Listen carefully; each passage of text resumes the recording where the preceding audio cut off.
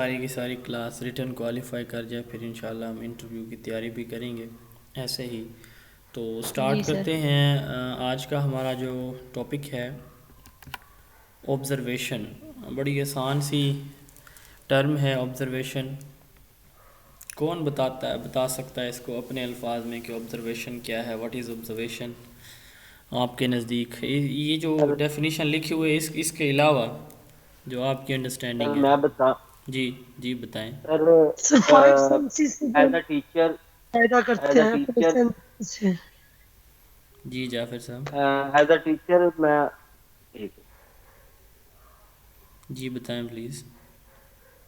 मैं कह रहा हूँ एज अ टीचर मैं ये कहूँ कि मैं अगर क्लास में किसी टॉपिक के मुतालिक अगर मैं मैथ्स का टीचर हूँ तो उसमें अगर 6 क्वेश्चंस दिए हुए हैं हम्म। तो मैंने उनको एक क्वेश्चन करवा दिया है, बच्चों को एक या दो करवाए हैं, फिर मैंने एक क्वेश्चन कहा है तो बच्चों को कि मैं खुद कर आप खुद करें।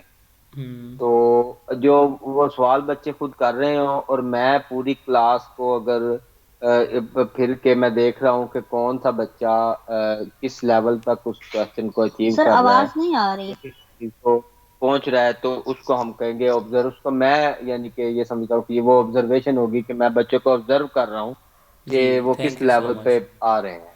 Thank you so much. जिसको आवाज़ नहीं आ रही थी काइंडली रीजॉइन कर लें, क्योंकि आवाज़ का इशू शायद आपके पास सर इंटरनेट इसमें की वजह से। ऑब्जर्वेशन में ये होता है कि जी जी।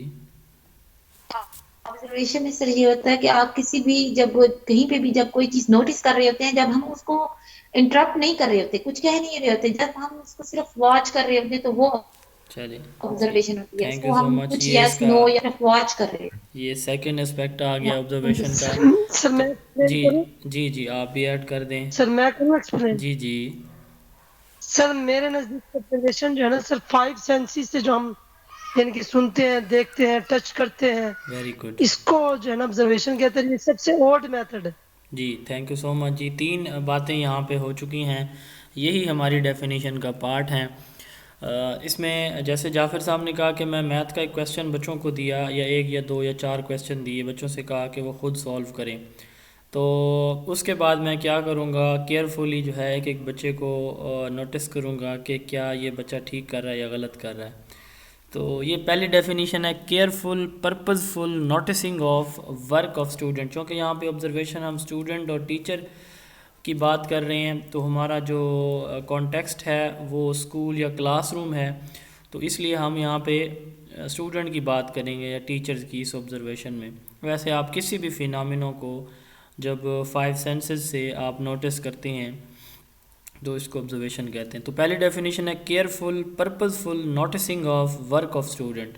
बच्चों के काम को आप जो है बड़ी एहतियात से, और एक मकसद होता है, जैसे जाफ़िर साहब ने बताया कि मैं जो है मैथ के क्वेश्चन, क्या बच्चा मैथ का क्वेश्चन ठीक तरह से कर रहा है या नहीं कर पा रहा, उसको अंडरस्टैंडिंग है या नहीं है, ये पर्पसफुल हो गया। केयरफुल एक एक बच्चे को जो है टीचर नोटिस कर रहा है, तो careful purposeful noticing of work of student is called observation. दूसरी डेफिनेशन है process or systematic process of collecting information from student by watching them. बच्चों को जो है देखते हुए उनसे इंफॉर्मेशन कलेक्ट करना एक स्पेसिफिक पर्पज़ के लिए, तो इसको ऑब्जर्वेशन कहते हैं। तीसरी डेफिनेशन जो असमत ने बताई कि use of five senses to collect information, जो है अपने पांच सेंसेस को इस्तेमाल करके कहीं से कोई इन्फॉर्मेशन कलेक्ट करना या किसी चीज़ को नोटिस करना, ये भी ऑब्जर्वेशन ही होता है। टॉप टाइप्स ऑफ ऑब्जर्वेशन है यहाँ पे पार्टिसिपेंट ऑब्जर्वेशन और नॉन पार्टिसिपेंट ऑब्जर्वेशन। इनका पार्टिसिपेंट ऑब्जर्वेशन को डायरेक्ट ऑब्जर्वेशन भी कहा जाता है,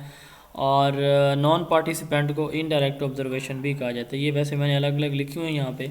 तो पार्टिसिपेंट ऑब्जर्वेशन में जो टीचर है या रिसर्चर है वो खुद इन्वॉल्व होता है, यानी खुद देख रहा होता है, डायरेक्टली अपने सेंसेस को यूज़ कर रहा होता है। नॉन पार्टिसिपेंट में क्या होता है कि वो वहाँ पे मौजूद नहीं होता, या डायरेक्ट जो है वो ऑब्ज़र्व नहीं कर रहा होता, तो इसको कहते हैं नॉन पार्टिसिपेंट ऑब्जर्वेशन।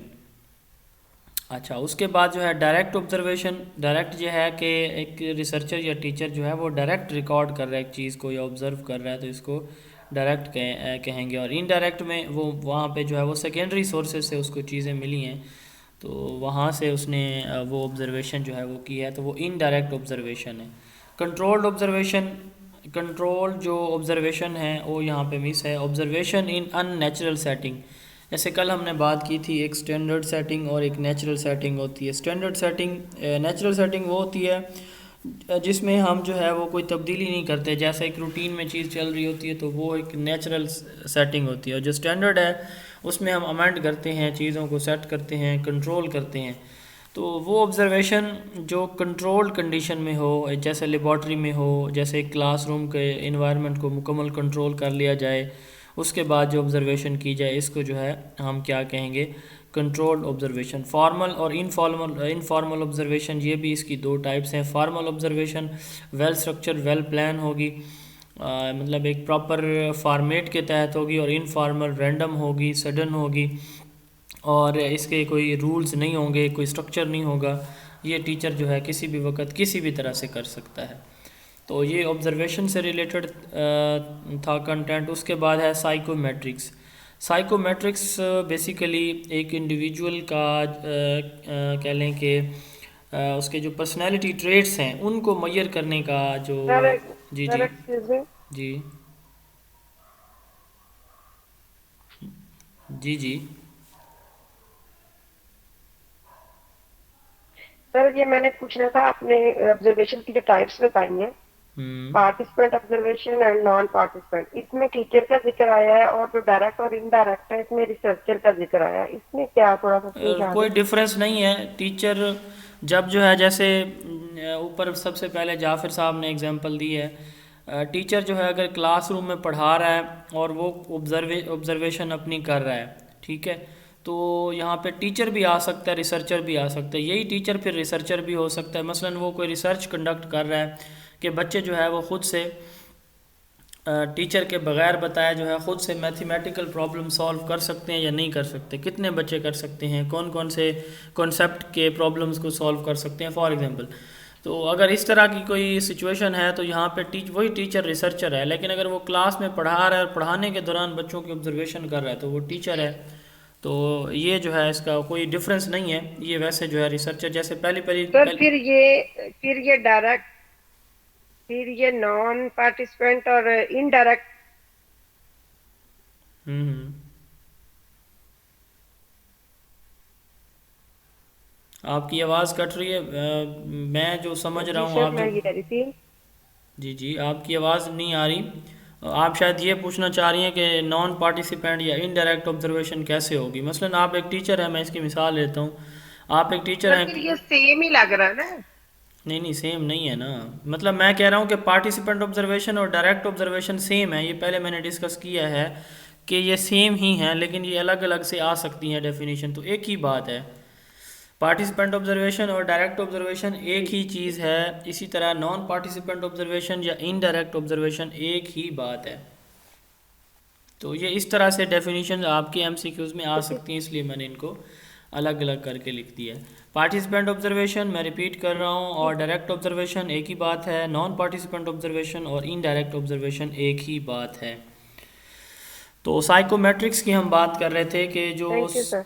जी पर्सनैलिटी ट्रेट्स होते हैं किसी भी इंडिविजुअल के, उनको जब हम मेजर करते हैं साइकोलॉजिकल मेथड्स के थ्रू, तो इसको हम कहते हैं psychometrics. It is concern with. Sir जी जी जी सर ये पार्टिसिपेट अगर मेरे बच्चे कर रहे होते हैं या किसी ऑर्गेनाइजेशन में हम लोग कोई ऑब्जर्वेशन कर रहे होते हैं, तो वो उसमें एज ए वर्कर वहाँ पे काम करके और उसके बाद ऑब्जर्व करता है। सर इस तरह नहीं है? आप क्या कहना चाह रही हैं, प्लीज़ रिपीट कर दें, मैं समझ नहीं पाया आपकी बात। सर आप कह रहे हैं कि डायरेक्ट ऑब्जर्वेशन और पार्टिसिपेंट ऑब्जर्वेशन सेम चीज है।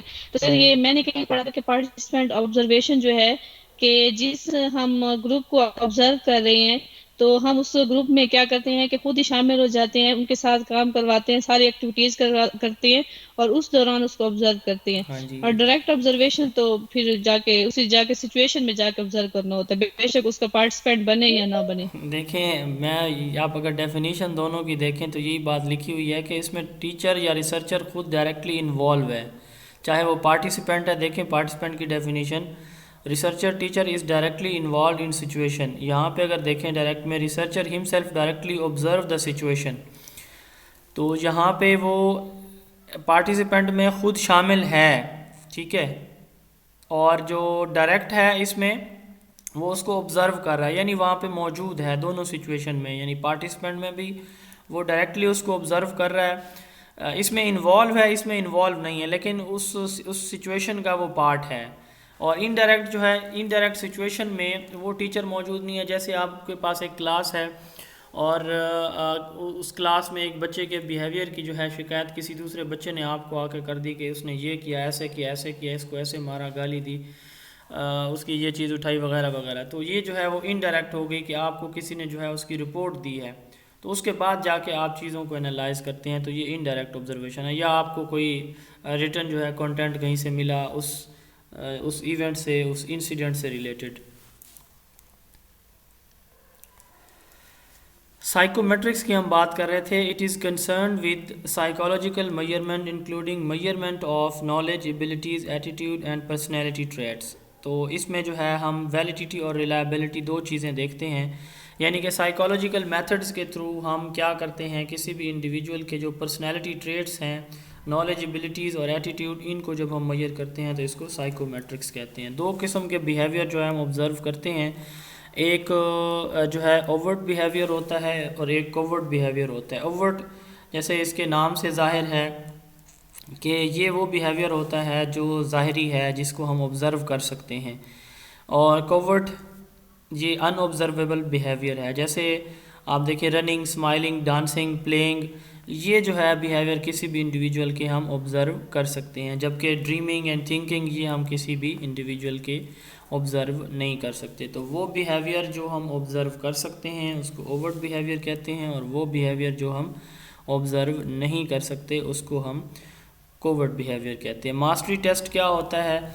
मास्टरी टेस्ट किसी भी इंडिविजुअल का मिनिमम बेसिक नॉलेज, एक कॉन्सेप्ट से रिलेटेड, एक सब्जेक्ट से रिलेटेड कितना कम से कम नॉलेज या स्किल्स उस बच्चे के माइंड में हैं एक स्पेसिफिक सब्जेक्ट या टॉपिक से रिलेटेड, तो इसको असेस करने के लिए या मेजर करने के लिए जो टेस्ट यूज़ किया जाता है इसको मास्टरी टेस्ट कहा जाता है। Test use to measure the minimum basic knowledge and skills. Early जो हमारे ग्रेड्स हैं उनमें रेडीनेस टेस्ट जो है जो कंडक्ट किया जाता है कि बच्चे के पास कितना प्रीवियस नॉलेज है, इसको भी मास्टरी टेस्ट कहा जाता है। उसके बाद सर्वे टेस्ट। तो सर्वे टेस्ट में क्या होता है कि एक ग्रुप ऑफ पीपल है जिसको हम सैम्पल भी कहते हैं, उनसे information through questionnaire, written, online या इंटरव्यू के थ्रू जब हम कोई इन्फॉर्मेशन कलेक्ट करते हैं, गैदर करते हैं, तो इस को जो है हम क्या कहते हैं, survey test. Method use to gather information from sample of people in the form of questionnaire, written or online. A test used to measure many skill with few items. इसमें हम क्या करते हैं, एक वक्त में जो है ओरल क्वेश्चनिंग के थ्रू या रिटन क्वेश्चंस के थ्रू हम काफ़ी सारी इंफॉर्मेशन जो है एट अ टाइम इकट्ठी कर लेते हैं। तो हमने बात की है ऑब्जर्वेशन की। ऑब्जर्वेशन क्या है? Careful, purposeful noticing of work of student, बच्चों के जो काम हैं उसको मुहतात या एहतियात से और बामकसद अंदाज में नोटिस करना, इसको ऑब्जर्वेशन कहते हैं। हमारे 5 सेंसेस को यूज़ करके किसी भी इवेंट को, इंसिडेंट को या सिचुएशन को नोटिस करना, इसको ऑब्जर्वेशन कहते हैं। या एक सिस्टमेटिक अंदाज में हम जब किसी भी सिचुएशन की इंफॉर्मेशन कलेक्ट करते हैं तो इसको भी ऑब्जर्वेशन कहते हैं। टाइप्स ऑफ ऑब्जर्वेशन में हमने बात की है पार्टिसिपेंट ऑब्जर्वेशन और डायरेक्ट ऑब्जर्वेशन एक दूसरे से मिलती जुलती हैं। पार्टिसिपेंट ऑब्जर्वेशन में टीचर या रिसर्चर डायरेक्टली सिचुएशन में इन्वॉल्व होता है, यानी जो काम बच्चे कर रहे होते हैं टीचर खुद साथ कर रहा होता है। और जो डायरेक्ट ऑब्जर्वेशन है इसमें टीचर जो है वो उस सिचुएशन का हिस्सा होता है या रिसर्चर उस सिचुएशन का हिस्सा होता है लेकिन उसका पार्ट नहीं होता, यानी वो काम खुद से नहीं कर रहा होता, साथ इन्वॉल्व नहीं होता। उसके बाद जो है हमने नॉन पार्टिसिपेंट और इनडायरेक्ट की बात की है। नॉन पार्टिसिपेंट इसमें इन्वॉल्व नहीं होता, टीचर डायरेक्टली इन्वॉल्व नहीं है। और इनडायरेक्ट ऑब्जर्वेशन में भी टीचर जो है वो डायरेक्टली इन्वॉल्व ऑब्जर्वेशन डायरेक्ट नहीं कर रहा होता, बल्कि उसको रिकॉर्डिंग की सूरत में या किसी और सोर्स से इंफॉर्मेशन मिलती है। कंट्रोल्ड ऑब्जर्वेशन की हमने बात की है कि इसमें क्या होता है कि एक अननेचुरल कंडीशन में, सिचुएशन में जो ऑब्जर्वेशन की जाती हैं, फॉर्मल जो है वो स्ट्रक्चर्ड होती है और इनफॉर्मल जो ऑब्जर्वेशन है वो इसका ये स्ट्रक्चर लेस होती है। इंसिडेंटल होती है, हैपहैज़र्ड होती है।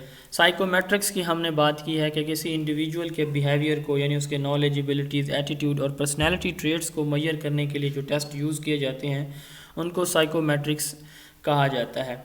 दो किस्म के बिहेवियर ऑब्ज़र्व किए जाते हैं। वो बिहेवियर जो हम ऑब्ज़र्व कर सकते हैं जैसे रनिंग, स्माइलिंग है, इसको ओवर्ट बिहेवियर कहते हैं। जो नहीं हम कर सकते उसको हम कोवर्ट बिहेवियर कहते हैं, जैसे थिंकिंग है। मास्टरी टेस्ट वो टेस्ट है जो किसी स्टूडेंट का मिनिमम बेसिक नॉलेज और स्किल को मेजर करने के लिए यूज़ किया जाता है। अर्ली जो ग्रेड्स हैं, जैसे हमारे प्राइमरी लेवल के जो ग्रेड्स हैं, यहाँ पे बच्चों का जो रेडीनेस टेस्ट है ये यूज़ किया जाता है। ये भी मास्टरी टेस्ट की एक एग्जांपल है। इसमें हम बच्चों का प्रीवियस नॉलेज जो है वो असेस करते हैं। सर्वे टेस्ट क्या होता है कि इसमें हम जो है रिटन या ऑरल क्वेश्चंस के थ्रू इंफॉर्मेशन गैदर करते हैं डिफरेंट पीपल से एक स्पेसिफिक टॉपिक से रिलेटेड। तो इसमें जो है हम थोड़े वक्त में काफ़ी ज़्यादा इंफॉर्मेशन कलेक्ट कर लेते हैं। उसके बाद आता है pilot test and pre test. ये थोड़ा सा दो एक दूसरे से मिलते जुलते टेस्ट हैं। थोड़ा सा इसकी मैं एग्जांपल देता हूँ। मसलन ECE अर्ली चाइल्डहुड या अर्ली चाइल्डहुड एजुकेशन या ECCE इसका लेटेस्ट जो नेम है, early childhood care and education. Government of Punjab ने 2015 में ECE प्रोजेक्ट जो है वो शुरू किया। सबसे पहले टोबर टैक्सिंग के ग़ालिबन 179 या 171 स्कूल से। तो उन स्कूल्स में ये पायलट टेस्ट किया गया कि क्या ECE प्रोजेक्ट पूरे पंजाब में लॉन्च किया जाए। यानी गवर्नमेंट का प्लान क्या था? इनका प्लान ये था कि पंजाब के सारे अजला में 36 अजला में ECE जो रूम्स थे वो 10,000 उन्होंने इस्टेब्लिश करने थे, इनका टारगेट था। तो क्या ये इस्टेब्लिश किए जाने चाहिए?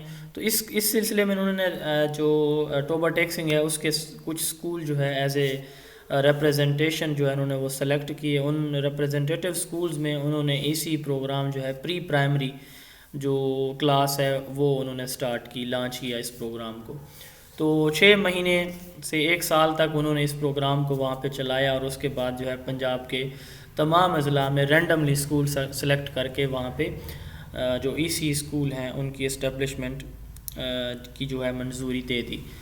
तो जो एक लार्ज स्केल पे जब कोई भी एक टेस्ट है या कोई भी प्रोग्राम है उसको लॉन्च किया जाता है, तो उसको लॉन्च करने से पहले ये डिटरमाइन किया जाता है कि ये जो हम प्रोग्राम लॉन्च कर रहे हैं क्या ये इफ़ेक्टिव है, क्या ये हमारे जो मकासद हैं, ऑब्जेक्टिव्स हैं, ये अचीव करेगा या इसमें मज़ीद कोई तरामीम की ज़रूरत है।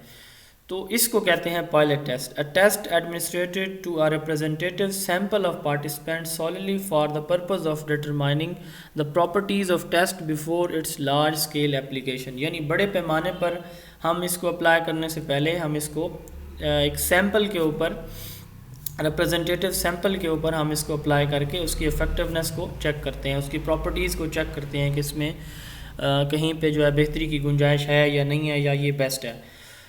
इसके साथ एक और टर्म जो है प्री टेस्ट, ये भी यूज़ होती है। प्री टेस्ट जैसे अभी हमने पढ़ा mastery test early grade level पे जब हम बच्चों का रेडीनेस टेस्ट जो है वो देखते हैं करते हैं तो इसको हम जो है मास्टरी टेस्ट कहते हैं। इस तरह प्री टेस्ट भी एक टर्म है। ये प्रिपेयर्डनेस स्टूडेंट की चेक करने के लिए जो टेस्ट जो है टीचर क्लास में लेता है इसको प्री टेस्ट कहते हैं। जैसे हमारा जब सेशन स्टार्ट हुआ तो मैंने आपका टेस्ट लिया, तो वो किस लिए लिया था कि आप सब लोग जो है आपका प्रीवियस नॉलेज क्या है, आप लोग प्रिपेयर्ड हैं इसके लिए, इस सिचुएशन के लिए या इस क्लास के लिए। तो it is a test to check the preparedness of student for further study. A test before a real test usually given to assess what is already known. जब एक रियल टेस्ट से पहले जो है एक टेस्ट आपको दिया जाता है तो उसको भी प्री टेस्ट कहा जाता है। तो ये थोड़ा सा इनमें डिफरेंस है पायलट टेस्ट और प्री टेस्ट में, ये आपने देख लेना है। क्वालिटेटिव और क्वांटिटेटिव असेसमेंट, आसान सी दो जो है वो टाइप्स हैं ये असेसमेंट की। क्वालिटेटिव में क्वांटिफिकेशन नहीं होती, हम जो टेस्ट कंडक्ट करेंगे, जो भी हमारी असेसमेंट होगी उसमें क्वांटिटीज़ नहीं होगी, यानी हम सारी की सारी असेसमेंट जो है वो क्वालिटेटिव स्टाइल में करेंगे, नंबर्स जो है उसमें शामिल नहीं होंगे। और जो क्वांटिटेटिव है वो असेसमेंट हमारी क्या होगी, नंबर्स पे या क्वांटिफिकेशन पे मुश्तमिल होगी। Assessment based on concept, it is subjective, described a phenomena without quantifying it, collection of information from natural setting, observation, interview, case study इसके एग्जांपल हैं। यानी वो असेसमेंट जिनमें हम आपने जो डाटा हम कलेक्ट करते हैं उसकी क्वांटिफिकेशन नहीं करते, तो इसको असेसमेंट को हम क्वालिटेटिव असेसमेंट कहते हैं। जबकि क्वांटिटेटिव असेसमेंट की वो टाइप है जिसको हम मेजरमेंट भी कहते हैं। जैसे हमने स्टार्ट में जो बेसिक कॉन्सेप्ट पढ़े थे, test, measurement, assessment and evaluation, ये एक तरह की मेजरमेंट है। असेसमेंट बेस्ड ऑन मेजरमेंट, इसमें हम क्या करते हैं, क्वांटिफिकेशन करते हैं which describe a phenomena using quantities, test जैसे कि चेकलिस्ट एंड सर्वे। तो इस तरह के जो असेसमेंट है इसमें हम क्या करते हैं, स्टूडेंट की असेसमेंट या मेजरमेंट क्वांटिटेटिव स्टाइल में करते हैं। कन्वर्जेंट एंड डाइवर्जेंट क्वेश्चन ये पहले डिस्कस हो चुका है, कौन इसको बताएगा कि कन्वर्जेंट क्वेश्चन कौन से होते हैं और डाइवर्जेंट क्वेश्चंस कौन से होते हैं? जी प्लीज़। सर कन्वर्जन जो है क्वेश्चन वो होते हैं मतलब कि एक ही पॉइंट पे फोकस करना, हम जो भी क्वेश्चन या आंसर बता रहे होते हैं वो एक ही हो। और डाइवर्जेंट में होता है कि हमारी जो थिंकिंग है या जो आंसर हम बता रहे होते हैं वो मतलब कि स्कैटर्ड हो, मुंतशिर जो हो जाते हैं, उसे हम डाइवर्जेंट कहते हैं। Simply objective and subjective type, convergent objective and divergent जो है सब्जेक्टिव। हाँ ठीक है जी, बिल्कुल। अच्छा, allows for only one correct answer, जब हम एक क्वेश्चन का सिर्फ एक ही जवाब देंगे तो ये जो है यानी वो क्वेश्चन जो रिक्वायर करेंगे कि एक सिंगल आंसर, तो उनको हम क्या कहते हैं, कन्वर्जेंट क्वेश्चन। डाइवर्जेंट क्वेश्चन वो क्वेश्चन होते हैं जिनका हम मल्टीपल वे से आंसर कर सकते हैं, और कन्वर्जेंट का हमारे पास ऑप्शन एक ही होता है कि हमने इसका सिंगल आंसर करना है। Allows for many correct answer, मसलन यहाँ पे एग्जांपल है year of independence of Pakistan और रीज़न ऑफ इंडिपेंडेंस। अब ईयर ऑफ इंडिपेंडेंस में हमने क्या है, हम एक ही जवाब दे सकते हैं 1947, और यहाँ पे रीज़न जो है हम इसकी काफ़ी सारी लिख सकते हैं। प्रोजेक्टिव टेक्निक्स क्या होती हैं, हम इंशाल्लाह जो साइकोलॉजी का यहाँ पे लिखा हुआ detail in research chapter, personality को मेजर करने के लिए यूज की हाँ जाती जी, है। पर्सनैलिटी को ये रिसर्च में या फिर साइकोलॉजी में जाके इसकी डिटेल देखेंगे। प्रोजेक्टिव टेक्निक्स जो है किसी इंडिविजुअल की पर्सनैलिटी को असेस करने के लिए जो टेक्निक्स यूज़ की जाती हैं उनको हम प्रोजेक्टिव टेक्निक्स कहते हैं। इंटरनल और एक्सटर्नल एग्ज़ाम, वो इम्तिहान जो एक इदारा जिसमें स्टूडेंट पढ़ रहा है उसके अंदर हो रहा है, वो खुद ले रहे हैं, तो इसको इंटरनल एग्ज़ाम कहेंगे। एक्सटर्नल एग्ज़ाम, अगर कोई आउटसाइड कोई थर्ड पार्टी जो है एग्ज़ाम ले रही है तो इसको एक्सटर्नल एग्ज़ाम कहेंगे। जैसे हम दिसंबर टेस्ट लेते हैं तो खुद लेते हैं, और जैसे एनुअल एग्ज़ाम हमारे पैक का 5वीं 8वीं का होता है या 9वीं 10वीं का बोर्ड का इम्तिहान जो होता है तो वो एक्सटर्नल एग्ज़ाम है। उसके बाद ऑरल जी जी का जो टेस्ट एग्जाम है वो भी एक्सटर्नल में आएगा? हाँ जी बिल्कुल एक्सटर्नल में आएगा। पीपीएससी का जो टेस्ट है, चूँकि वो पीपीएससी की तैयारी आप किसी इदारे में नहीं कर रहे, अगर मैं आपका टेस्ट ले रहा हूँ तो इसका मतलब ये आपका इंटरनल है, और अगर आपका कोई किसी और से देंगे तो एक्सटर्नल हो जाएगा।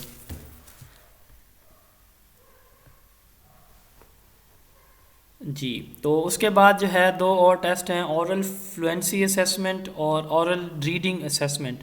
ऑरल ये जो फ्लुएंसी, आपने इसका कहा है पैक का, जी जी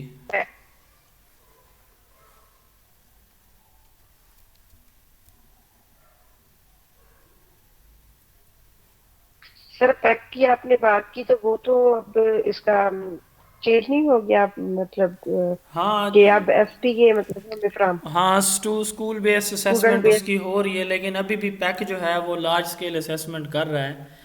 तो अभी भी जो है उसके दो एट अ टाइम दो स्कीम्स चल रही हैं, एक है स्कूल बेस्ड असेसमेंट और एक है लार्ज स्केल असेसमेंट।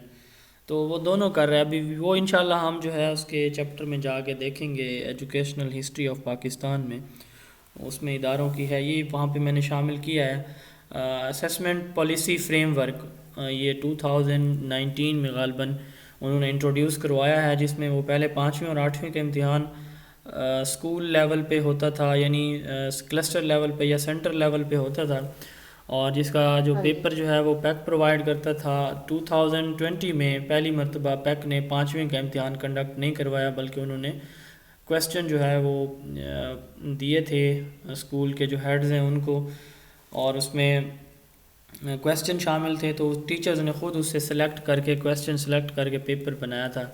और 2021 में 2021 में जो है 8वीं का इम्तिहान भी पैक ने नहीं लिया, उसके भी जो है वो आइटम बैंक प्रोवाइड किया है। तो क्वेश्चन जो है क्लास 1 से लेकर क्लास जो है 8 तक पैक प्रोवाइड करेगा अब असेसमेंट पॉलिसी फ्रेमवर्क के अकॉर्डिंग, और जो इम्तिहान है वो स्कूल खुद लेगा, यानी पेपर के जो क्वेश्चन हैं वो सारे के सारे पैक के होंगे और इम्तिहान जो है वो स्कूल में होगा। तो दूसरी इसकी जो इसमें साथ है वो है लार्ज स्केल असेसमेंट। एक तो ये इसकी स्कीम है स्कूल बेस्ड असेसमेंट, दूसरी लार्ज स्केल असेसमेंट है। तो वो अभी तक जो है यही एक्सटर्नल एग्ज़ाम को फॉलो कर रही है। बहरहाल ये वहाँ हम जाके देखेंगे। ओवरऑल चूँकि अब तक जो पैक है वो एक्सटर्नल एक सोर्स था एग्जामिनेशन या असेसमेंट का, तो इसलिए एग्जांपल मैंने दी है। तो यहाँ पे आप 22 के एग्जांपल भी शामिल कर सकते हैं। ओरल फ्लुएंसी असेसमेंट, जब हम बच्चे कोई चीज़ पढ़ रहे हैं यानी रीडिंग कर रहे हैं क्लास के अंदर, टीचर ने जो है इंग्लिश पढ़ाई, उनको उर्दू पढ़ाया और बच्चों से कहा कि मैं थोड़ी देर के बाद आपसे ये जो है रीडिंग सुनूंगा, तो बच्चे जो है उसको जो उस रीडिंग को पढ़ना स्टार्ट कर देते हैं, उस पर प्रैक्टिस बार बार करते हैं, उसको बार बार पढ़ते हैं। तो टीचर इनफॉर्मली जो है वो क्या करता है, बच्चों की रीडिंग की असेसमेंट कर रहा है कि किस बच्चे को पढ़ने में, कौन सा वर्ड पढ़ने में क्या प्रॉब्लम आ रहा है। तो इस तरह की जो असेसमेंट है इसको ओरल फ्लुएंसी असेसमेंट कहते हैं। Informal assessment of reading to identify errors और problems of children in oral reading. इसकी दूसरी टाइप है ओरल रीडिंग असेसमेंट। ओरल जो रीडिंग असेसमेंट है इसमें बच्चे ऊंची आवाज़ से और जो है साइलेंट स्टाइल में रीडिंग करते हैं। ये एक ओरल और साइलेंट रीडिंग टेस्ट है जो कि यूज़ किया जाता है, जिसमें बच्चे दोनों स्टाइल में यानी ओरली ऊंची आवाज़ में पढ़ते हैं और साइलेंट रीडिंग भी करते हैं। तो इसका पर्पस जो है ये क्या होता है, इसका पर्पस बच्चों का जो लिटरेसी लेवल है कि बच्चे जो है ओरल रीडिंग, टेलिंग, रीटेलिंग से जो है उनकी जो रीडिंग स्किल है वो कितनी डेवलप हुई है या नहीं हुई। And oral silent reading test, जो ओरल फ्लुएंसी असेसमेंट है, ये इनफॉर्मल है, यानी इसका कोई फॉर्मल स्ट्रक्चर नहीं है। टीचर रैंडमली जो है वो क्लास के अंदर सबक पढ़ाने के बाद ऐसे ही चेक करेगा एक दो बच्चे को, सारी क्लास को। तो इसको ओरल फ्लुएंसी असेसमेंट कहेंगे। ये एक फॉर्मल है, ओरल रीडिंग असेसमेंट ये एक फॉर्मल है, फॉर्मल टेस्ट होता है जिसमें ओरल और साइलेंट रीडिंग दोनों बच्चे की जो है वो असेस की जाती हैं। इसमें बच्चे की जो लिटरेसी लेवल उसका डेवलपमेंट है। लिटरेसी में रीडिंग, राइटिंग और स्पीकिंग, लिसनिंग, ये चार जो है जो हमारे कम्युनिकेशन के भी चार कंपोनेंट हैं, यही हमारे लिटरेसी के भी हैं कि बच्चा read, right, speak and listen जो है वो उसको लिसन करके अंडरस्टैंड करे। तो इस तरह से हम जो है इसमें इसका लिटरेसी लेवल चेक करते हैं। An oral and silent reading test used to identify development of literacy level of children through oral retelling and reading inventory of individual reading. Need assessment. Need assessment क्या होती है कि एक process के लिए जो है वो किन किन चीज़ों की ज़रूरत है, तो उसकी क्या क्या नीड्स क्या हैं, तो इस चीज़ की असेसमेंट जो है इसको नीड असेसमेंट कहा जाता है। Process of identifying needs and establishing relative property of those needs, यानी हमने जो है एक टॉपिक पढ़ाना है, कोई एक्टिविटी करानी है, फॉर एग्जांपल कोई प्रोजेक्ट है हमारा, डिमॉन्स्ट्रेशन है, तो उसके लिए हमें किन किन चीज़ों की जो है वो ज़रूरत है। या एक बच्चे को कुछ इश्यूज़ आ रहे हैं, तो एक लर्निंग में कुछ इश्यूज़ आ रहे हैं, तो उस बच्चे के उन प्रॉब्लम्स को हल करने के लिए हमें किन किन जो है वो स्ट्रेटजीज़ की ज़रूरत है, तो इसको भी हम नीड असेसमेंट कह सकते हैं। Process of identifying needs and establishing relative property priority of those needs, उनकी किन किन हमें स्ट्रेटजीज़ की या नीड्स हमें चाहिए, उस बच्चे को चाहिए, और हम किस स्टाइल में जो है किस तरह उनको प्रायोरिटाइज़ करके तरजीह दे के पहले ये, बाद में ये, उसके बाद ये, तो इस तरह की असेसमेंट नीड असेसमेंट कहलाती है। उसके बाद है असेसमेंट प्लान। असेसमेंट प्लान क्या होता है कि हमें सबसे पहले जब भी हम असेसमेंट करते हैं तो हम ऑब्जेक्टिव्स की कर रहे होते हैं या आउटकम्स की कर रहे होते हैं कि ये हमारे ऑब्जेक्टिव्स या आउटकम्स हैं, इसके लिए हम जो है असेसमेंट करेंगे। असेसमेंट का मेथड हमारा ये होगा हर SLO के लिए या हर ऑब्जेक्टिव के लिए, इसके लिए जो है वो टाइम फ्रेम ये होगा और इन इंडिविजुअल से हम ये करेंगे और इस तरह से डाटा कलेक्ट होगा, इस तरह से डाटा रिव्यू होगा। यानी आउटकम से लेकर असेसमेंट जो है वो टेस्ट की कंडक्शन तक, उसके बाद उसके डाटा कलेक्शन यानी उनके जो टेस्ट रिज़ल्ट हैं उनको तैयार करना, ये सारे का सारा जो प्रोसेस है ये एक डॉक्यूमेंट में जो है ये मेंशन होता है, उसको हम क्या कहते हैं, असेसमेंट प्लान कहते हैं। Document that outlines SLOs, assessment methods to attain each SLO, time frame for collecting data and the individuals responsible for collection और review of the data। कौन जो है ये कंडक्ट करेगा, कौन डाटा कलेक्ट करेगा, कौन इस पे रिव्यू देगा। तो ये सारे का सारा जो एक स्क्रिप्ट है जिस डॉक्यूमेंट में होता है तो उसको असेसमेंट प्लान कहा जाता है। क्वांटिटेटिव वेरिएबल क्या होते हैं, कोई बता सकता है? What is variable? जी प्लीज़। जी कोई वेरिएबल वेरिएबल? का मतलब है चेंज। सर सिंपली इसकी नाउन है। मतलब कोई भी चीज ना एक जगह से दूसरी जगह वेरी करती हो, मतलब कि मुख्तलिफ हो, सर चेंज होती है। Simply a phenomenon that can be change and bring the change, जिसको चेंज भी किया जा सके और चेंज ला भी सके, वेरिएबल कहलाता है। यस, वो फिनोमेना जो जिसके डिफरेंट कैरेक्टर्स हों या चेंज होता रहे या वो चेंज इंड्यूस करे तो उसको हम वेरिएबल कहते हैं। तो क्वांटिटेटिव वेरिएबल्स वो होंगे जो न्यूमेरिक फॉर्म में होंगे, जैसे कि एज है, हाइट है, वेट है। और क्वालिटेटिव वेरिएबल्स वो वेरिएबल होंगे जो क्वालिटेटिव फॉर्म में होंगे, जैसे कि जेंडर है, कलर है। तो इस तरह के जो वेरिएबल्स हैं ये क्या कहलाएंगे, क्वालिटेटिव वेरिएबल्स। 5 डायमेंशंस हैं लर्निंग की, वो क्या हैं? व्हाट, कब, हाउ कैसे, व्हेन, वेयर एंड व्हाई। तो ये वैसे हमारे जो जब हम टीचर क्लास पढ़ा रहा होते तो उस वक्त भी ये ज़रूरी है उसको जानना कि कब पढ़ाना है, क्या पढ़ाना है, कितना पढ़ाना है, कैसे पढ़ाना है और क्यों पढ़ाना है। What, how, when, where and why. तो ये 5 डायमेंशंस हैं, ये एमसीक्यूज़ में भी आ सकती हैं, इंटरव्यू में भी पूछा जा सकता है कि लर्निंग की जो 5 डायमेंशंस हैं, या टीचिंग की भी आप यही 5 डायमेंशन जो है पूछी जा सकती हैं, what, how, when, where and why. उसके बाद क्वालिटीज़ ऑफ स्टैंडर्डाइज्ड टेस्ट। एक स्टैंडर्डाइज्ड टेस्ट की क्वालिटीज़ क्या क्या हैं? इसमें सबसे पहले वैलिडिटी आता है, फिर reliability, usability, objectivity, equilibrium, scorability, time, economical, adequacy, differentiability, discrimination.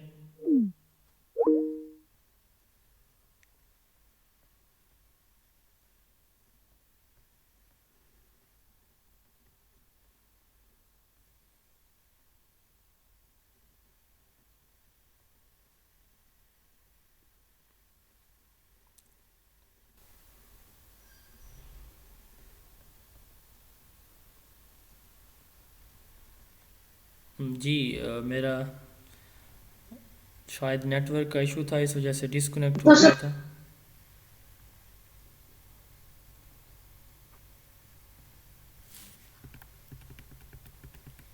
Slide show हो रही हैं?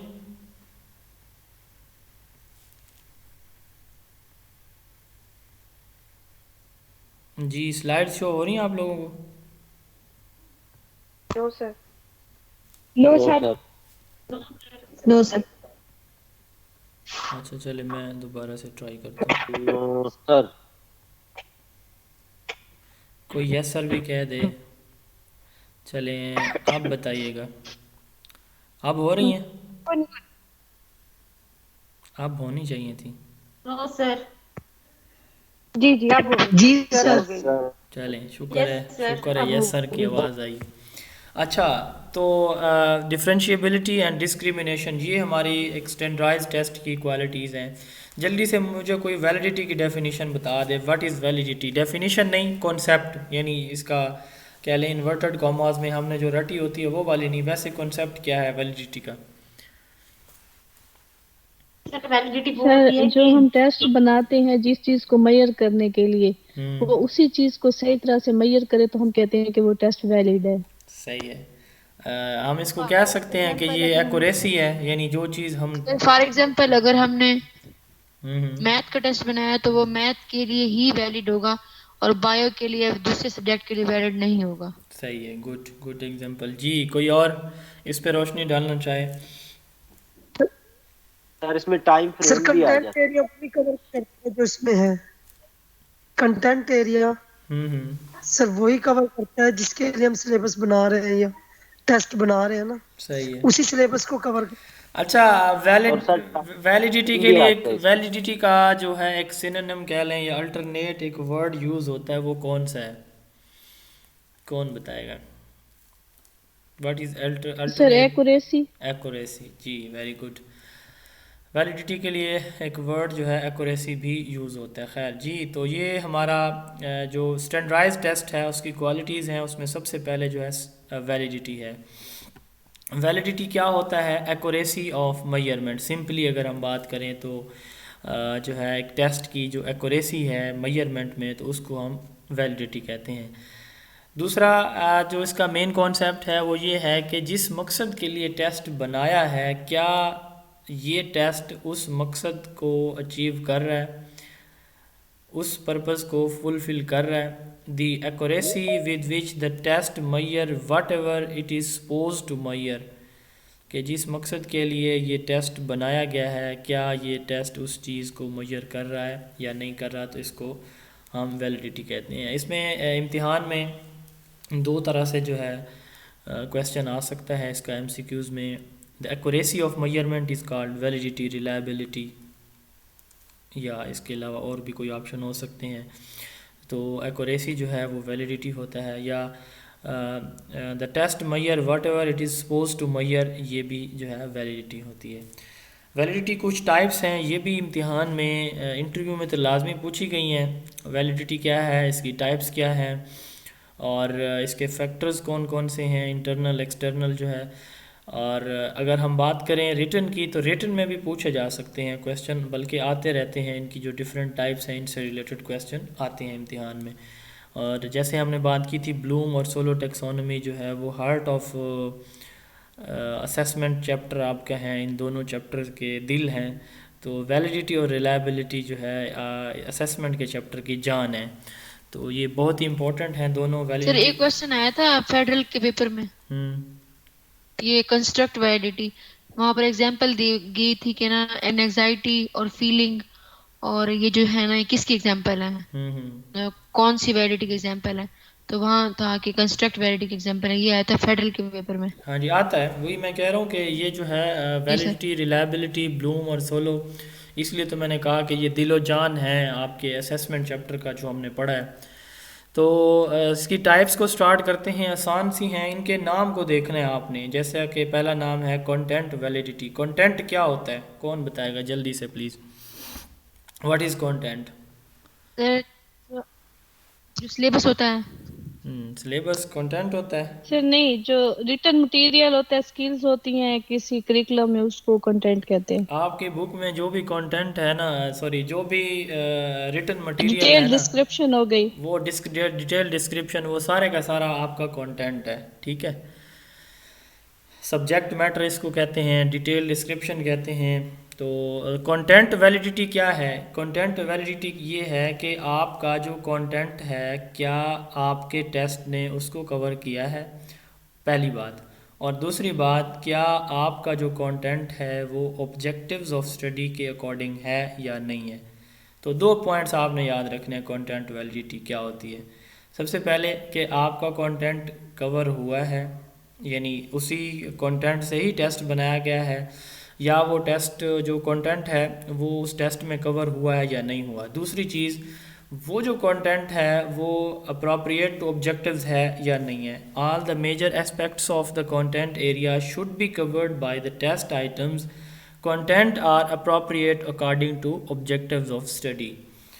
तो ये दो चीज़ें हैं। अब ये तो नहीं हो सकता कि एक टेस्ट बनाया जा रहा हो 20 नंबर का और जो है वो उसमें 100 स्लाइड्स हों, तो सारे का सारा जो कह लें कि कंटेंट है वो उसमें आ जाए, ऐसा नहीं होता। बल्कि जैसे आपके स्लाइड्स में डिफरेंट टॉपिक्स हैं, उनके सब टॉपिक्स हैं, तो मकसद यहाँ पे ये है कि हर जो टॉपिक है या एक कॉन्सेप्ट है तो उसको लाजमी जो है उसमें टेस्ट में टच मिलना चाहिए। दूसरा है क्राइटेरियन वैलिडिटी। क्राइटेरियन वैलिडिटी जो है इसमें ऐसे होता है कि एक टेस्ट जो स्टैंडर्डाइज्ड टेस्ट था वो कंडक्ट हुआ, तो उसके बाद एक और टेस्ट हुआ। तो इन दोनों जो टेस्ट हैं, जो पहले कंडक्ट हुआ, एक प्री टेस्ट और एक पोस्ट टेस्ट, तो इनके जो रिज़ल्ट्स हैं क्या ये सेम है या नहीं है। तो इस तरह की जो वैलिडिटी होती है इसको हम क्या कहते हैं, criterion validity. Test produce same result as produce by another standardised test. यहाँ पे इसके बाद आगे जाके अगली स्लाइड पे हम रिलायबिलिटी पढ़ेंगे, उसकी डेफिनेशन भी इससे मिलती जुलती होगी। तो test produce same results as produce by another standardised test, यानी जब एक टेस्ट दूसरे टेस्ट के साथ कंपेयर किया जाए कि उसके और इसके रिज़ल्ट क्या सेम हैं, तो इसको हम कहते हैं क्राइटेरियन वैलिडिटी। इसकी दो टाइप्स हैं, एक है प्रिडिक्टिव और दूसरी है कंकरेंट। प्रिडिक्टिव वैलिडिटी वो वैलिडिटी है जिसमें एक स्टूडेंट की जो फ्यूचर परफॉर्मेंस है वो प्रिडिक्ट की जाती है। Extent to which a test can predict the future performance of the student, क्या हमारा जो टेस्ट है वो किसी बच्चे की फ्यूचर जो परफॉर्मेंस है उसको प्रिडिक्ट कर रहा है। यानी हमने एक प्री टेस्ट लिया, उसकी बेस पे हम कह सकते हैं कि ये बच्चा जो है इसने 25 नंबर लिए हैं इस बार, तो अगली दफ़ा भी इसके 25 होंगे, लेकिन फिर उसके 23 आ जाते हैं। फिर एक स्टूडेंट जिसके 22 थे तो उसको कहा जाता है कि आपने अगली बार जो है वो 24 लेने हैं, उसके 25 आ जाते हैं। Extent to which a test can predict the future performance of the student, जिसमें वो बच्चों की फ्यूचर परफॉर्मेंस को प्रिडिक्ट करे। कंकरेंट वैलिडिटी क्या है कि जब एक प्री टेस्ट और पोस्ट टेस्ट के रिजल्ट्स जो हैं वो सिमिलर हों, यानी test produce similar results with previously held valid test, तो इसको हम क्या कहेंगे, कंकरेंट वैलिडिटी कहेंगे। तो ये जो है इम्तिहान में इस दफ़ा इंटरव्यू में पूछे गई हैं, प्रेडिक्टिव और कंकरेंट वैलिडिटी का डिफरेंस, तो ये आपने देख लेना है। मैं एक दफ़ा इनको रिपीट भी लाजमी करूँगा। उसके बाद तीसरी इसकी टाइप है कंस्ट्रक्टिव वैलिडिटी। कंस्ट्रक्ट क्या होता है, जैसे कंटेंट हमने देखा, इसी तरह कंस्ट्रक्ट क्या होता है, कोई बताएगा व्हाट इज कंस्ट्रक्ट? बनाना, मतलब ये चीज को बनाना। इसके अलावा टेस्ट बनाना, तामील करना, तामील करना, और जी कंस्ट्रक्ट का यहाँ पे जो मतलब है वो है एक आइडिया, एक कॉन्सेप्ट, ठीक है। यानी आपका जो कंटेंट है उसका उसके पीछे कॉन्सेप्ट क्या है, क्यों पढ़ाया जा रहा है। जैसे हम एक हाइपोथेसिस बनाते हैं तो उसमें हम सपोज करते हैं चीज़ों को, तो आप हमारा जो कंटेंट होता है ये इसलिए पढ़ाया जाता है ताकि उससे उसके पीछे जो ऑब्जेक्टिव्स हैं हमारे वो अचीव हों। तो कंस्ट्रक्ट वैलिडिटी में बेसिकली हम वो जो हमारा एक कंटेंट है जो हमने पढ़ाया है, तो उसके पीछे हम बच्चों के का जो आइडियाज़ हैं वो हम डेवलप करना चाह रहे होते हैं कि बच्चा जो है उसके बारे में कितना जानता है और उसने क्या सीखा, क्या गेन किया है।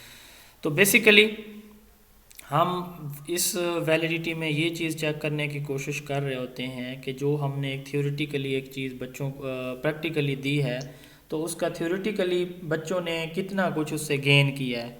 Extent to which a test reflects to measure of a hypothesized trait or it is checked what should exist in the test theoretically. Does the test measure the construct that it is intended to measure? It is established through logical analysis. यानी हम इसमें simply अगर आप कहें तो हम एक बच्चे का जो कॉन्स्ट्रक्ट है वो चेक कर रहे होते हैं एक कॉन्सेप्ट से रिलेटेड। कंस्ट्रक्ट का मैंने आपको बता दिया, यहाँ पे मतलब है एक आइडिया का, एक अंडरस्टैंडिंग का, कि बच्चे ने क्या अंडरस्टैंडिंग डेवलप की है। तो कंस्ट्रक्ट वैलिडिटी क्या है कि थ्योरेटिकली एक टेस्ट के अंदर क्या चीज़, जो चीज़ शामिल होनी चाहिए थी क्या वो है, यानी जो बच्चे की अंडरस्टैंडिंग हम चेक करना चाह रहे हैं तो क्या उससे रिलेटेड टेस्ट आइटम डेवलप हुए हैं या नहीं हुए। Extent to which a test reflects to measure of a hypothesized trait or it is checked what should exist in the test theoretically. Test में theoretically जो है क्या चीज़ मौजूद होनी चाहिए। इसके जो है MCQs इस तरह से आ सकते हैं। सबसे पहले तो a test reflects to measure a hypothesized trait, ये आ सकता है, या it is checked what should exist in the test theoretically, यानी theoretically या hypothesize एक ही बात है। ये हम जो है सपोज करते हैं चीज़ों को इसी तरह जो है थ्योरेटिकली भी हम जो जैसे कोई थ्योरी डेवलप की जाती है या हम आइडियाज़ डेवलप करते हैं तो इसको भी हम थ्योरेटिकल अंडरस्टैंडिंग कहते हैं।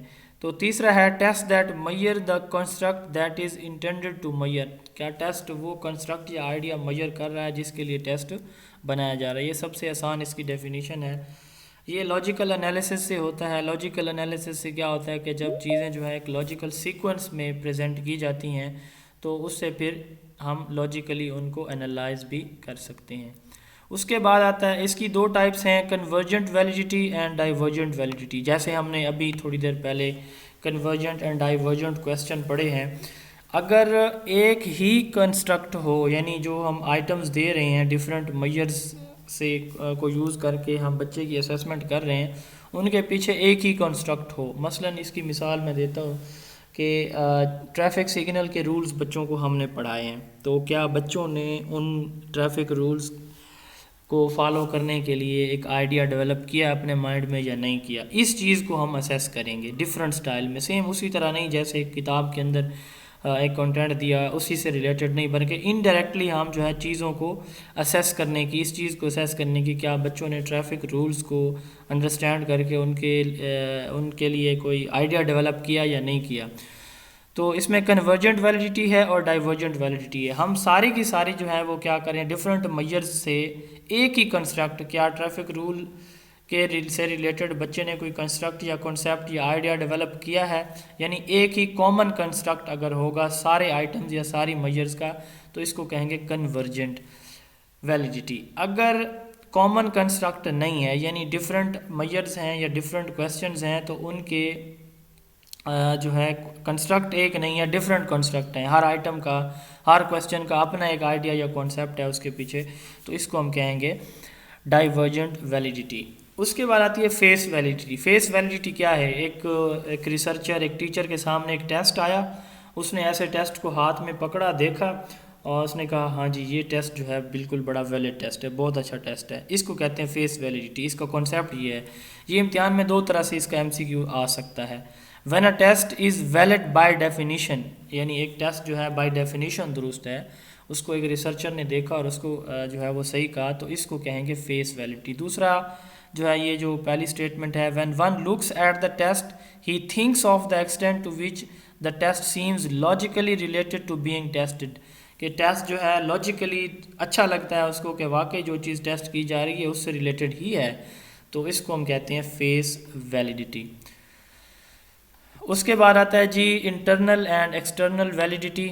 ये भी इसकी दो टाइप्स हैं। एक्सटर्नल जो वैलिडिटी है, आपने याद रखना है कि एक्सटर्नल से मुराद जनरलाइजेशन होता है। एक्सटर्नल वैलिडिटी का दूसरा नाम जनरलाइजेशन है। जनरलाइजेशन क्या है?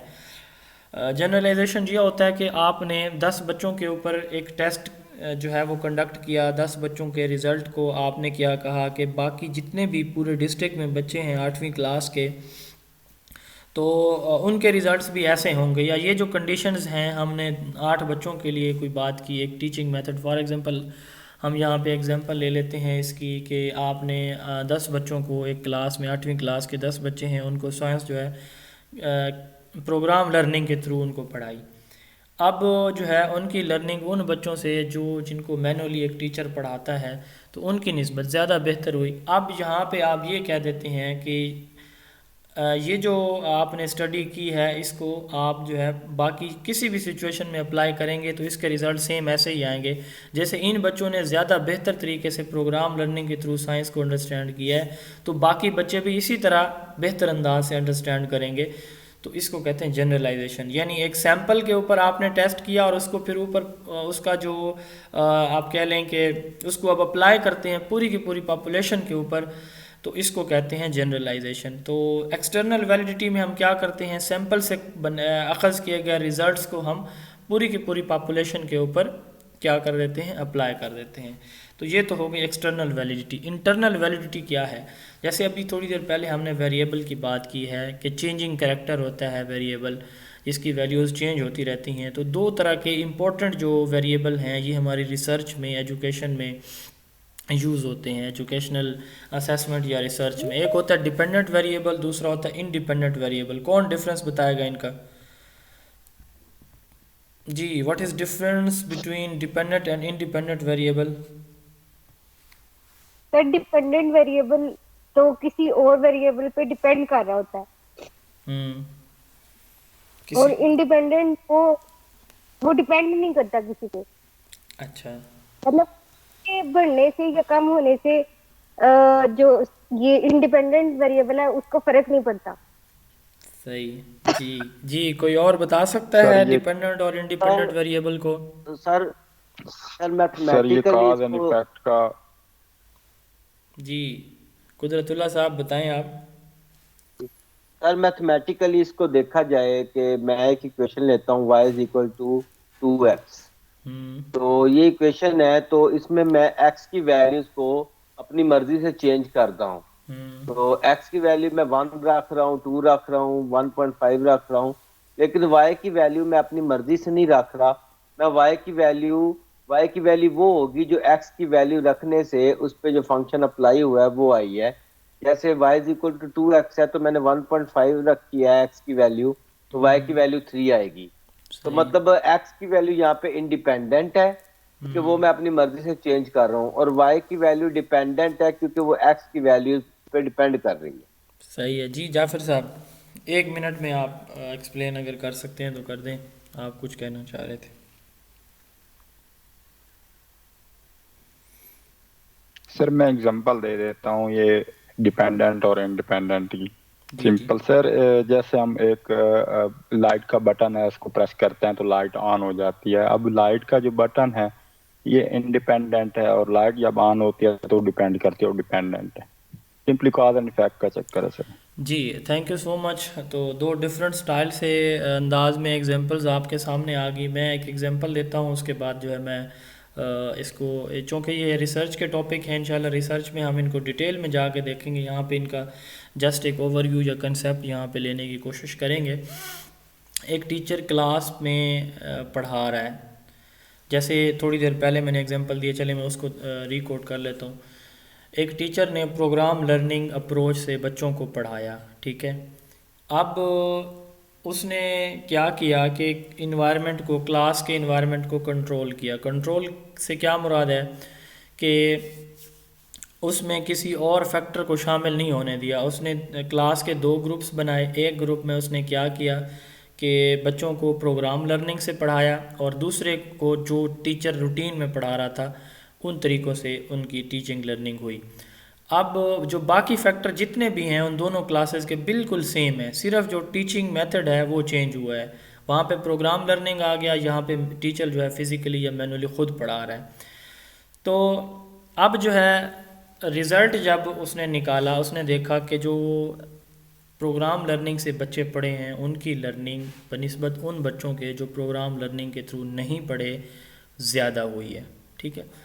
तो यानी यहाँ पे टीचर ख़ुद भी शामिल हुआ। एक ग्रुप में सिर्फ टीचर ने पढ़ाया, दूसरे ग्रुप में प्रोग्राम लर्निंग भी शामिल हुई और टीचर की असिस्टेंट भी शामिल हुई।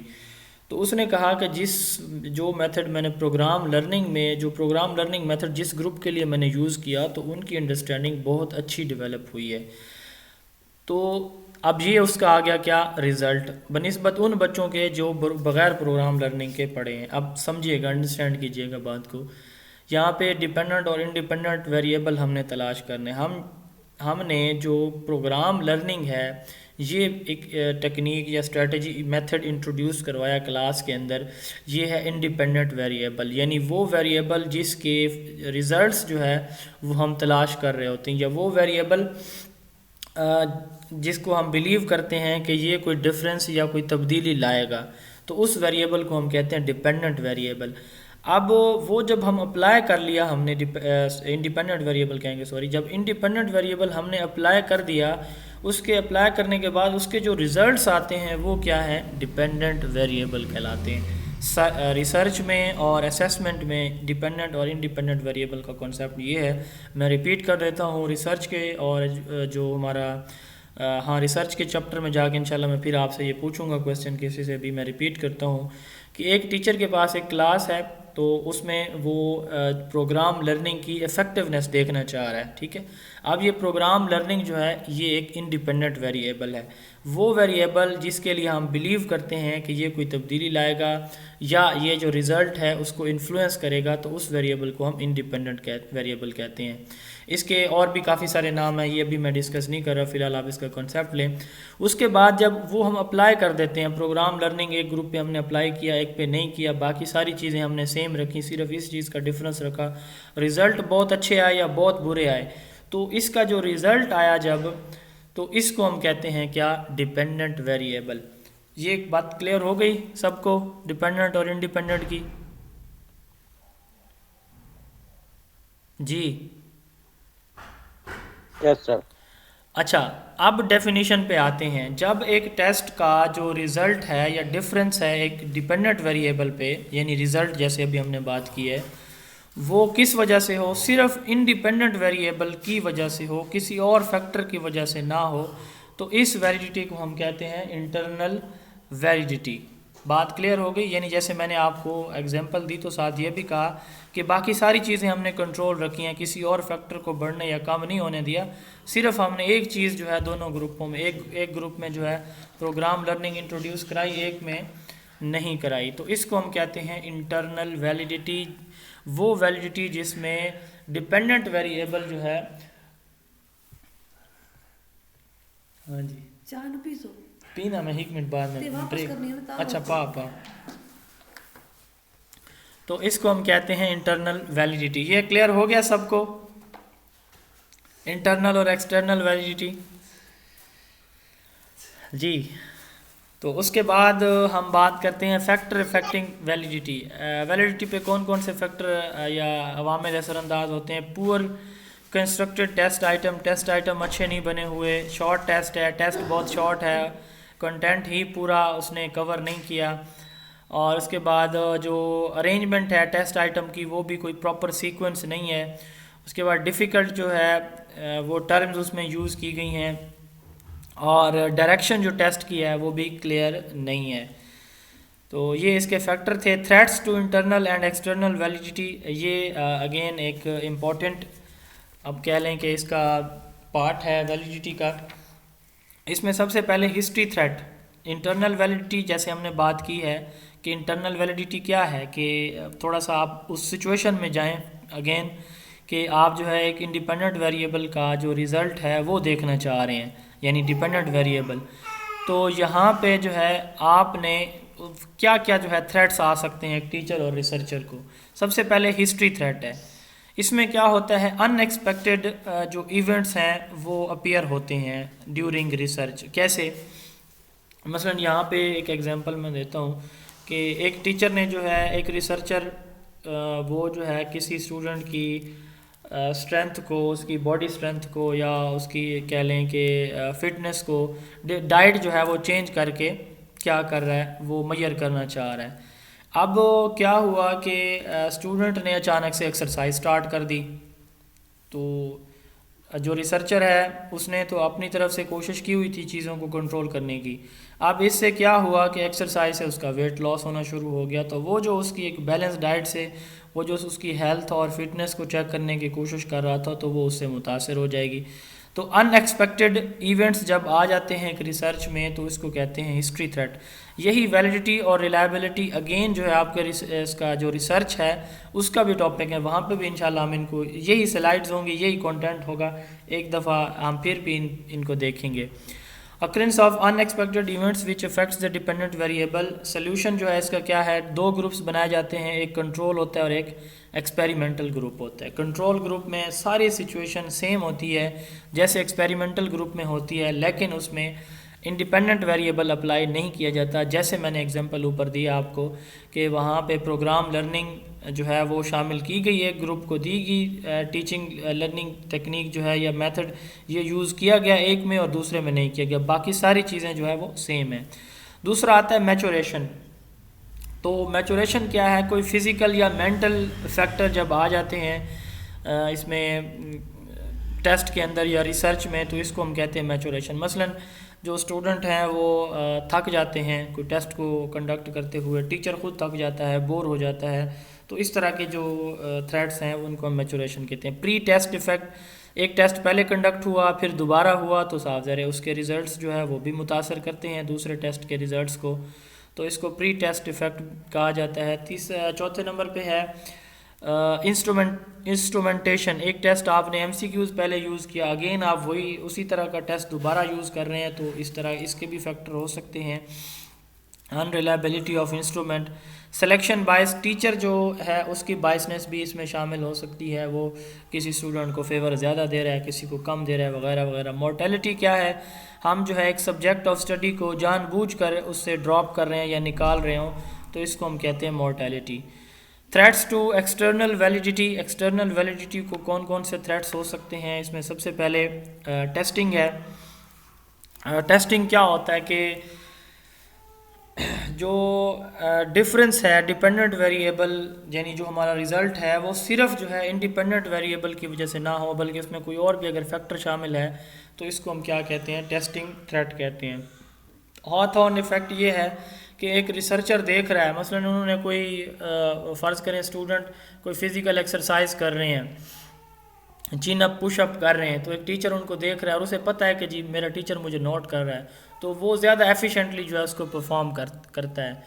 तो subject of study influence by the fact that he or she is being recorded which effects dependent variable, यानी ये रिज़ल्ट्स को क्या करता है, इफ़ेक्ट करता है जब उसे ये पता चलता है एक स्टूडेंट को कि मैं तो ऑब्ज़र्व किया जा रहा हूँ, मेरी तो जो एक्सरसाइज है या मेरी परफॉर्मेंस है वो रिकॉर्ड हो रही है, ऑब्ज़र्व हो रही है, तो वो ज़्यादा बेहतर तरीके से क्या करता है, परफॉर्म करता है। बाइस सिलेक्शन है कि सिलेक्शन जो है वो जैसे ऊपर भी जिक्र हुआ है इंटरनल वैलिडिटी में कि जो सिलेक्शन है वो बाइस होती है रिसर्चर की तरफ से। Evaluation techniques are selected on the basis of test validity, test की वैलिडिटी की बेसिस पे डिफरेंट एवेलुएशन टेक्निक्स जो हैं वो असेसमेंट में यूज़ की जाती हैं। दूसरी जो है इसकी टर्म है रिलायबिलिटी। कौन बताएगा जी रिलायबिलिटी क्या होती है? जी जाग रहे हैं सारे?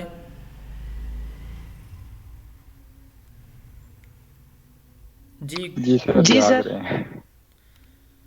जी रिलायबिलिटी की डेफिनेशन कोई बता दे या कॉन्सेप्ट बता दे। जी जी सर लाइक दैट, जिस तरह हम वैलिडिटी को पढ़ा था कि जिस मकसद के लिए बनाया उसको पूरा करती है तो वो वैलिडिटी है, और वो जब एक बार एक मकसद को पूरा करती है तो वैलिडिटी, अगर वो बार बार उस मकसद को पूरा करती है तो वो रिलायबिलिटी है। यस, यानी एक टेस्ट जो है एक दफ़ा कंडक्ट हुआ, हमने कहा है वैलिड है, बहुत अच्छा टेस्ट है, वो जो हमारे मकासद हैं वो अचीव हुए हैं, जब वही टेस्ट दोबारा कंडक्ट हो और दोबारा वैसे ही रिज़ल्ट वो जनरेट करे, प्रोड्यूस करे, हमारे मकासद वैसे ही अचीव हों, ऑब्जेक्टिव्स अचीव हों, तो वो टेस्ट जो है रिलायबल भी हो जाएगा। द डिग्री, इसके लिए एक और वर्ड यूज़ होता है, जैसे हमने कहा कि वैलिडिटी के लिए एक्यूरेसी यूज़ होता है, रिलायबिलिटी के लिए कौन सा यूज़ होता है? किसी को है आइडिया? अल्टरनेट वर्ड रिलायबिलिटी के लिए कौन सा यूज़ होता है, कौन बता रहा है मुझे? चलिए मैं खुद ही खुद को बता रहा हूँ। रिलायबिलिटी के लिए कंसिस्टेंसी, हाँ जी कंसिस्टेंसी यूज़ होता है, ये एमसीक्यूज़ में पूछा जा सकता है। वैलिडिटी के लिए एक्यूरेसी और रिलायबिलिटी के लिए consistency. The degree of consistency of score of a test when a test shows similar results repeatedly. जी जी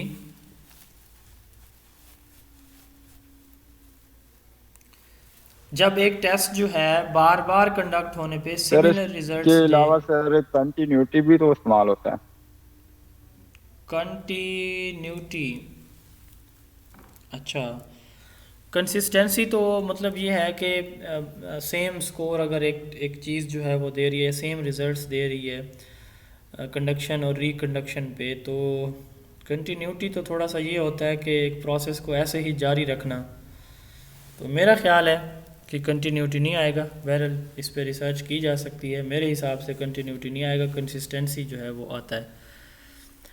the degree of consistency of a score of a test when a test shows similar results repeatedly. Last हमारा ये topic है, इसके बाद हमारी एक ही slide है, सिर्फ एक्टिव रहें थोड़ा सा, बहुत इंपॉर्टेंट टॉपिक है। इसकी टाइप्स हैं, टाइप्स में सबसे पहले टेस्ट रीटेस्ट रिलायबिलिटी। जब एक टेस्ट जो है वो मोर देन वंस जो है वो कंडक्ट हो और उसके रिज़ल्ट सेम हो तो इसको हम क्या कहते हैं, टेस्ट रीटेस्ट रिलायबिलिटी। एक टेस्ट जो है स्टार्ट में कंडक्ट हुआ, वही टेस्ट जो है एंड में। जैसे हमारी ट्रेनिंग्स होती हैं तो अक्सर ऐसे होता है कि जो टेस्ट प्री टेस्ट होता है वही टेस्ट पोस्ट टेस्ट होता है। तो वो बेसिकली असेसमेंट इस बात की जा रही होती है कि पहले टेस्ट में कितने इनका लेवल क्या था और प्री टेस्ट में और पोस्ट टेस्ट में क्या था। तो when similar test are applied repeatedly and produce same result, एक टेस्ट जो है वो 2 दफ़ा 4 दफ़ा जो है वो कंडक्ट हुआ, उसने सेम रिजल्ट्स दिए, तो ये कहलाती है टेस्ट रीटेस्ट रिलायबिलिटी। इसकी 2 टाइप्स हैं, इंटर रेटर और इंट्रा रेटर। इंटर रेटर कौन सी होती है? इंटर जैसे इसके नाम से ही जाहिर है, इंटर मैंने बताया था आपको। इंटर क्या होता है जी? इंटर और इंट्रा का डिफरेंस बताया था हमने, इंटीग्रेशन पढ़ा था। तो इंटीग्रेशन में इंट्रा और जो है इंटर, ये हमने पढ़ा था। किसी को याद है?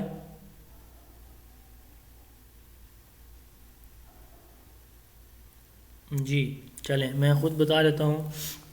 इंटर रेटर जो है, इंटर होता है 2 या 2 से ज़्यादा चीज़ों के दरमियान कोई रिलेशन, तो इसको कहते हैं इंटर। और इंट्रा जो है एक ही चीज़ के जो डिफरेंट एस्पेक्ट्स हैं उनके आपस में जो लिंकेज होता है, रिलेशन होता है, उसको इंट्रा कहते हैं। तो यहाँ पे हम जो बात करने जा रहे हैं,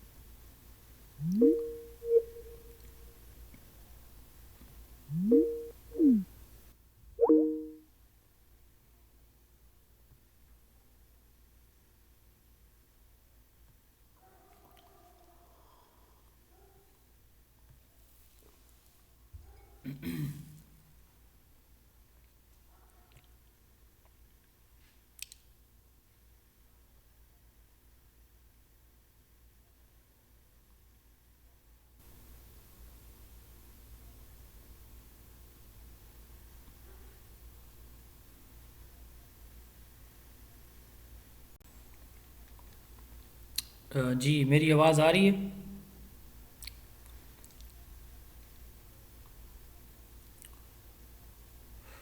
मेरी आवाज़ पहुंच रही है आप सब तक? अब आना शुरू। जी सर अभी आई है बस। जी डिस्कनेक्ट हो गया था।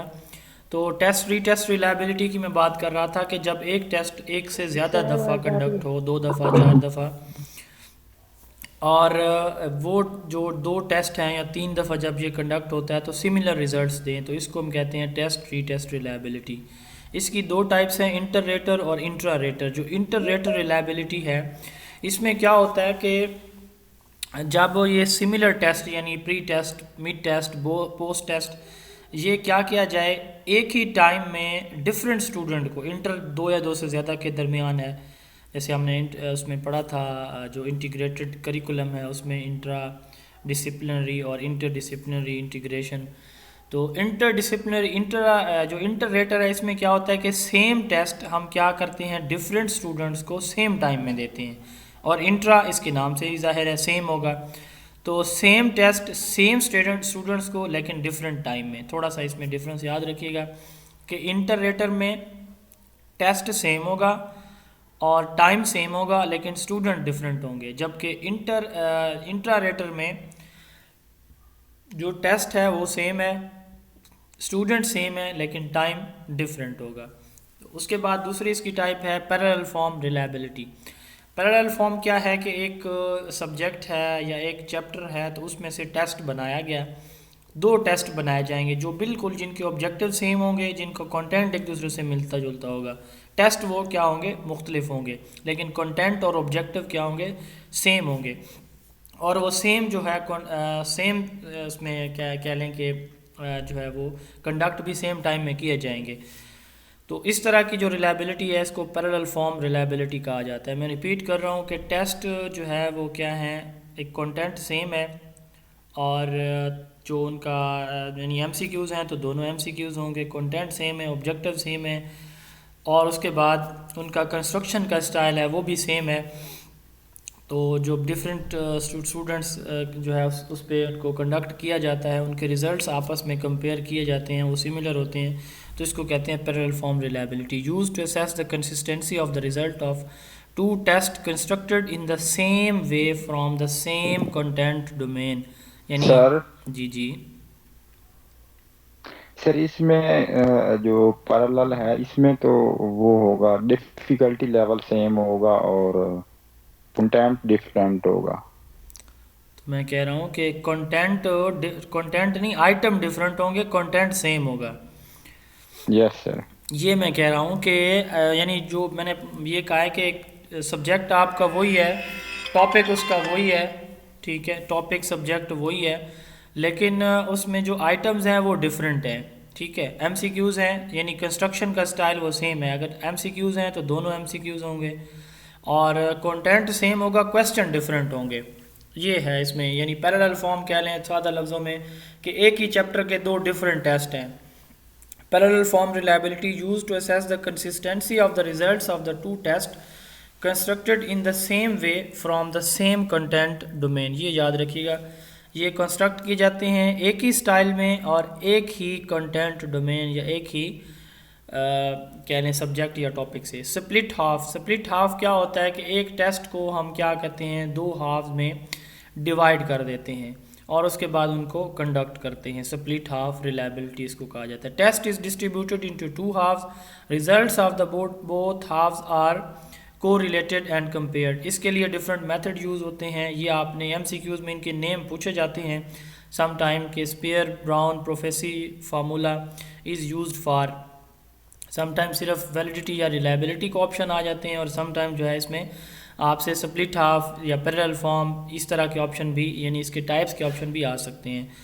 तो इसका है स्पेयर ब्राउन प्रोफेसी फार्मूला का R is equal to 2R over 1 plus R। तो R is correlation between two halves, ये जो स्मॉलर R है ये को रिलेशन है। इसकी एग्जांपल यहाँ नीचे लिखी हुई आप देख लेंगे। वैसे इसके इन तीनों के जो नेम्स हैं ये आप याद कर लें कि ये स्प्लिट हाफ का जो रिलायबिलिटी है वो इन तीन डिफरेंट मेथड से जो है वो टेस्ट की जाती है। दूसरी है क्रॉनबैच अल्फ़ा। इसमें एक टेस्ट जो है दो हाफ्स में अगेन एंड अगेन, यानी एक दफ़ा हमने डिवाइड किया टेस्ट को दो हाफ्स में, फिर वो दो हाफ्स चार हाफ्स में, इस तरह अगेन एंड अगेन हम क्या करते हैं, टेस्ट को डिवाइड कर देते हैं। Test is divided into two halves again and again with different sequence and their correlation is determined. इनका को रिलेशन जो है वो डिटरमाइन किया जाता है। कुदर रिचर्डसन मेथड ये भी स्प्लिट हाफ की रिलायबिलिटी के लिए यूज़ किया जाता है। इसके बाद तीसरी इसकी टाइप है, चौथी टाइप इसकी है internal consistency reliability. Internal consistency reliability क्या है कि जो टेस्ट आइटम है एक टेस्ट के अंदर, जब वो एक इंडिविजुअल टेस्ट आइटम की या ओवरऑल टेस्ट आइटम की जब हम क्या करते हैं रिलायबिलिटी चेक करते हैं तो इसको हम क्या कहते हैं, internal consistency reliability. Used to assess the consistency of results across items within a test. तो इसको हम क्या कहते हैं, इंटरनल कंसिस्टेंसी रिलायबिलिटी। ये एग्जांपल आप देख लीजिएगा। उसके बाद रिलायबिलिटी के फैक्टर क्या है, लेंथ ऑफ टेस्ट।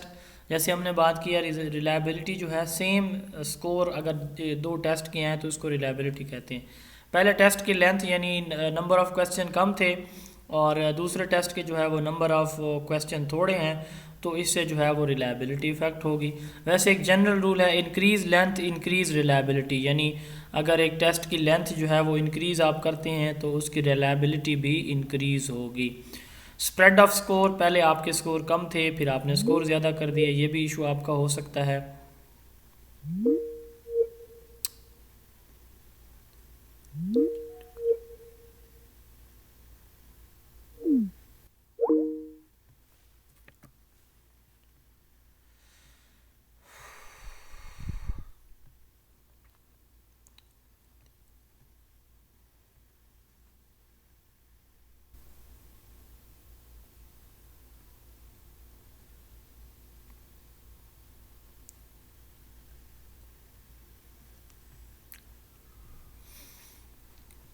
अच्छा, उसके बाद जो है डिफ़िकल्टी टेस्ट, यानी difficulty level of a test, एक टेस्ट का जो डिफ़िकल्टी लेवल है वो भी इस पे असरअंदाज हो सकता है। ऑब्जेक्टिविटी, यूजेबिलिटी, ये भी रिलायबिलिटी के फैक्टर हैं। थ्रेट्स इसमें क्या है, फटीग है कि उसमें जो टीचर है या रिसर्चर है और स्टूडेंट है उनकी फटीग का फैक्टर, हैबिचुएशन यानी बार बार एक चीज़ करने से उनके जो रिज़ल्ट्स हैं वो भी उस पर इन्फ्लुएंस हो सकते हैं। स्टैंडर्डाइजेशन ऑफ प्रोसीजर, हमारा जो प्रोसीजर है वो एक दफ़ा स्टैंडर्डाइज था, दूसरी दफ़ा नहीं है, तो ये भी इसका एक थ्रेट है। उसके बाद प्रिसीजन ऑफ मेजरमेंट, हमारी मेजरमेंट जो है वो कितनी प्रिसाइज है, ये भी इसका एक फैक्टर है। जो बाकी क्वालिटीज़ हैं इसमें यूजेबिलिटी है। यूजेबिलिटी क्या होता है कि एक जो हमारा टेस्ट है उसका टाइम, कॉस्ट, एडमिनिस्ट्रेशन और उसके रिज़ल्ट की इंटरप्रटेशन, ये अगर आसानी से हो जाए तो इसको, इस टेस्ट की ये जो क्वालिटी है इसको यूजेबिलिटी कहा जाता है। यानी ease of time, cost, administration and interpretation. जो एक टेस्ट है वो कंडक्शन, उसका जो टाइम है उसके साथ साथ उसकी जो कॉस्ट है, एडमिनिस्ट्रेशन है, उसके रिज़ल्ट की इंटरप्रटेशन है, वो इजी हो तो इस टेस्ट की ये क्वालिटी यूजेबिलिटी कहलाती है। स्कोरेबिलिटी, टेस्ट अगर इजीली स्कोर किया जा सके यानी उसकी मार्किंग आसान हो। इकोनॉमिकल, एक टेस्ट जो है वो रीयूज़ किया जा सके, एक दफ़ा यूज़ किया वो रीयूज़ किया जा सके, उसकी जो वैलिडिटी और रिलायबिलिटी है अगर वो कंप्रोमाइज़ ना हो। टाइम जो है टेस्ट बहुत ज़्यादा लेंथी ना हो, बहुत ही ज़्यादा शॉर्ट ना हो। स्पेसिफिसिटी, कि ये जो ऑब्जेक्टिव्स हमारे हों, एक टेस्ट उन ऑब्जेक्टिव से रिलेटेड हो, स्पेसिफिक हो। ऑब्जेक्टिविटी क्या है कि टेस्ट के स्कोर जो है किसी भी फैक्टर की वजह से इन्फ्लुएंस या चेंज ना हो। Scoring of test is not affected by any factor, इसको हम कहते हैं ऑब्जेक्टिविटी।